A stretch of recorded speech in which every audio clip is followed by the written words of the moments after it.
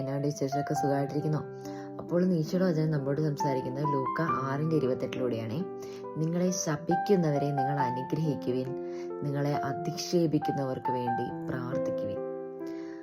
നമുക്ക് വളരെ ബുദ്ധിമുട്ടും വചനം ഞാനിങ്ങനെ പറയുമ്പോൾ നമുക്ക് വളരെ പറയാൻ എളുപ്പമാണ്, പ്രവർത്തിക്കാൻ ബുദ്ധിമുട്ടുമായൊരു വചനമാണിത് ഇത്. കാരണം നമ്മളെ അധിക്ഷേപിക്കുന്നവർക്ക് വേണ്ടി പ്രാർത്ഥിക്കുക അല്ലെങ്കിൽ ശപിക്കുന്നവരെ അനുഗ്രഹിക്കുക എന്നൊക്കെ പറഞ്ഞു കഴിഞ്ഞാൽ എന്താ പറയുക, അത് പ്രാവർത്തികമായിട്ട് വരുമ്പോൾ നമ്മൾ എന്ത് ചെയ്തു പോകും? തിരിച്ച് എന്ത് ചെയ്യും? നമ്മളെ ശപിക്കുന്നവരെ നമ്മൾ ചെയ്യുന്നത് എന്താണ്? ഓപ്പോസിറ്റാണ്. തിരിച്ച് ഇങ്ങോട്ട് 2 പറഞ്ഞാൽ 10 തിരിച്ചു പറയുക അല്ലേ? അപ്പോൾ ഒരു റബ്ബർ പന്തിൻ്റെ സ്വഭാവമാണിത് നമുക്ക്. അപ്പം നമ്മൾ എന്ത് ചെയ്യുക? ആ ഒരു സമയത്ത് നമുക്ക് വേണ്ടത് എന്താണ്?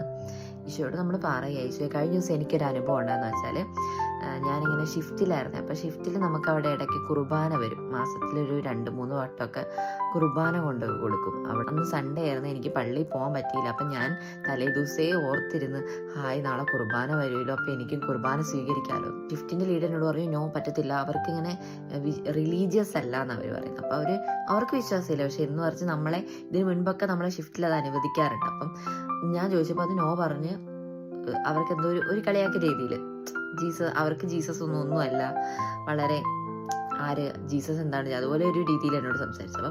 അപ്പോൾ ഫസ്റ്റ് എനിക്ക് അങ്ങ് ദേഷ്യം വന്നു. അയ്യോ, ഞാൻ കൊതിച്ചിരുന്നിട്ട് എനിക്ക് കുർബാന കിട്ടിയില്ല. അപ്പം ഞാൻ അന്നേരവും ഡ്യൂട്ടിയിലാണ്, നല്ല ഹാർഡാണ്. അപ്പം ഞാൻ എന്തോ ചെയ്തു, കുർബാന ഇങ്ങനെ എടുത്തിങ്ങനെ കൊണ്ടുപോയിക്കൊണ്ടൊക്കെ ഇരുന്നപ്പോൾ ഞാനിങ്ങനെ പണി അതിക്കൊണ്ട് ഡ്യൂട്ടിയിൽ നടക്കുക. കുർബാന എടുത്ത് ഓരോരുത്തരുടെ വായിലും കൊടുത്തപ്പോൾ ഞാനിങ്ങനെ നോക്കിയിട്ട് ഇങ്ങനെ കൊതിച്ച്, ഈശോയെ പിന്നെ ഞാൻ ഓർത്തു, ഞാൻ എന്നോട് നോ പറഞ്ഞ വ്യക്തിക്ക് വേണ്ടി ഞാൻ പ്രാർത്ഥിച്ചു. സാരയില്ല, അവൾക്കറിയില്ല യേശു ആരാന്നോ എന്താന്നോ ഒന്നും അറിയത്തില്ല, അത് വെച്ചാണ് അവൾ എന്നോട് അങ്ങനെ പറഞ്ഞത്. സാരയില്ല, പോട്ടെ. എന്നിട്ട് ഞാൻ എന്ത് ചെയ്തു, ഞാൻ ആ കുർബാന സ്വീകരിച്ച അമ്മച്ചിയെ പോയി കെട്ടിപ്പിടിച്ച് എൻ്റെ ഈശോയെ, ആ അമ്മച്ചി ഒരു ഈശോയെ കെട്ടിപ്പിടിക്കുന്ന ഒരു ഫീൽ എനിക്ക് കിട്ടി.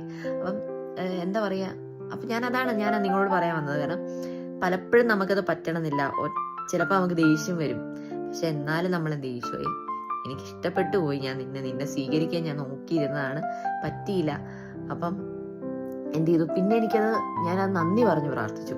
ഈശോയെ നന്ദി, ഞാൻ ഈ ജോലി ചെയ്യുമ്പോഴും എല്ലാത്തിലും നിന്നെ സ്തുതിക്കുന്നു. നിന്നെ നിന്ദിച്ചവരെ ഈശോയുടെ നാമത്തിൽ എന്നെ അധിക്ഷേപിച്ചോട്ടെ, അതിന് നന്ദി പറയുന്നു. അപ്പൊ സ്വർഗത്തിൽ എന്തുണ്ട്? നമുക്ക് ആക്ഷേപത്തിനൊരു നിക്ഷേപമുണ്ട്.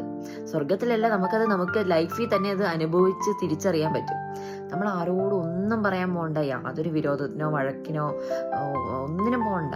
ഈശോ നമ്മുടെ കൺമുൻപിൽ കാണിച്ചു തന്ന് ഈശോ നമ്മളെ ഒത്തിരി അനുഗ്രഹിക്കും.